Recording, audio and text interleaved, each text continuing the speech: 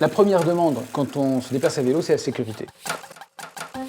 Un vélo dans la rue ne résiste pas par rapport à la voiture. Le vélo, avec la marche à pied, est le mode de transport le moins cher et le moins polluant. Mais il est encore loin d'être le plus utilisé. Le trafic, les infrastructures occupent de l'espace. Et donc il faut qu'on puisse aussi partager de manière égalitaire cet espace. Comment renforcer les mobilités douces dans nos déplacements quotidiens ? Faut-il installer des pistes cyclables partout ? Il y a un moment où l'espace public ne peut pas accueillir toute la diversité des systèmes si chacun veut son espace. La solution consiste à travailler sur la cohabitation et la coexistence des vitesses.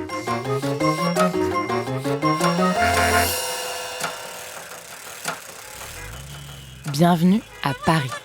Ici, la voiture ne représente que 13% des déplacements. Pourtant, on lui réserve plus de la moitié de l'espace public. En comparaison, on n'en accorde que 4% au vélo. On s'aperçoit que l'espace qui est octroyé au mode motorisé est extrêmement important. Dans l'espace public, les gens qui se déplacent à pied, évidemment les gens qui se déplacent à vélo, ils ont droit à la portion congrue. Et quand ils ne sont pas sur leur espace, on leur dit « qu'est-ce que vous foutez là ?» Ils sont sur une rue parce qu'il n'y a pas d'autre moyen, parce que le trottoir est minuscule. Et donc là, il y a une injustice spatiale énorme entre finalement le mode, alors c'est pas les gens d'ailleurs qui s'opposent, parce que la même personne peut être à pied le matin, en voiture l'après-midi, mais clairement, on a fait un choix qui est de privilégier le mode motorisé massivement et partout, parce qu'on pense que tout le monde se déplace ainsi. Il faudrait que les automobilistes apprennent à respecter les vélos. L'automobiliste est chez lui. Au début, l'invention de la vitesse, il faut aller vite. Et tout de suite, donc, on met ce qui va vite au milieu. L'invention des trottoirs est créée dès les premiers tramways. Avant, il n'y avait pas de trottoirs dans les villes. Tout le monde était piéton, etc. On a cette innovation, et puis bientôt, la voiture est au milieu. C'est-à-dire qu'on met celui qui va le plus vite au milieu. Pitié pour les piétons, pitié pour ces malheureux sous qui le sol se dérobe et dont le dernier refuge se réduit jusqu'à menacer de disparaître. Où passeront-ils? Et bientôt même, passeront-ils? La voiture prend le dessus, elle écrase. Elle écrase, y compris dans la portée symbolique, celui qui n'a pas la voiture. La voiture devient l'élément des puissants. Un vélo dans la rue ne résiste pas par rapport à la voiture, par rapport à sa place, en cas de choc. Et la législation change pour laisser davantage les voitures, qui prennent leur place.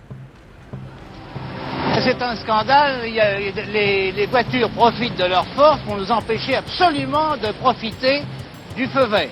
Il est absolument impossible de passer. Alors, comment faire de la place dans l'espace public aux autres modes de déplacement ?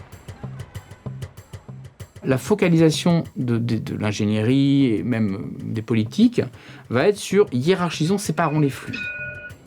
Quand le bus est enlisé dans les années 50, 60, comment il s'en sort? Par le couloir de bus.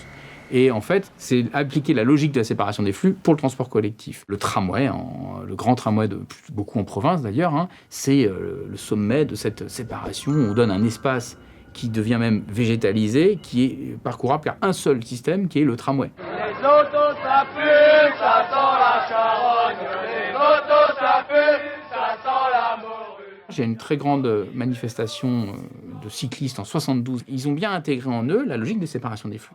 Bien, nous pensons que nous devons avoir des couloirs pour vélo, comme ça se passe dans les pays nordiques. Regardez en Hollande, vous avez des pistes cyclables. À Paris, vous n'en avez pas. Ils font des faux couloirs à vélo pour dire il faut notre espace. Et on est dans cette logique de séparation des flux en France encore aujourd'hui, je pense à peu près. La sécurité. Tous les jours, le matin, à midi, le soir, le cycliste s'expose à des surprises dangereuses. Qu'on soit en ville ou à la campagne, difficile d'imaginer prendre son vélo si les infrastructures ne sont pas adaptées. Je vais acheter des provisions pour ma maman. Bon, et tu vas à bicyclette? Oui. Tu le faisais avant? Non. Pourquoi? Parce qu'il n'y avait pas la piste cyclable et on devait aller sur la route et c'est très dangereux. On sait que c'est le principal frein actuellement. Les usagers ne sont pas rassurés pour faire du vélo s'il n'y a pas d'infrastructure, et ça c'est une question de politique publique vraiment, s'il n'y a pas d'infrastructure à disposition pour faire des trajets en sécurité. Là. Ah, une livraison. Voilà.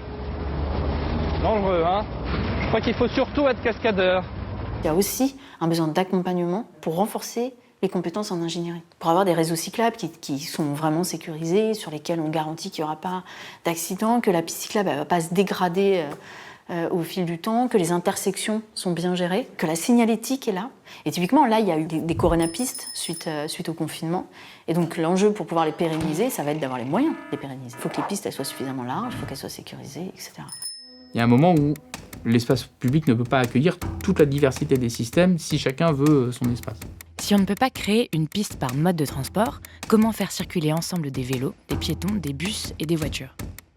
Dans certaines villes, on a compris depuis plus longtemps qu'ailleurs qu'il fallait hiérarchiser les modes de transport, qu'il fallait leur donner une hiérarchie qui est en gros l'inverse de celle qui prévaut aujourd'hui. C'est-à-dire qu'on ne peut pas donner la priorité à la voiture. Ça n'a pas de sens parce que ça va prendre toute la place. On a réorganisé la hiérarchie en disant la priorité c'est le piéton, donc on lui donne le plus d'espace possible.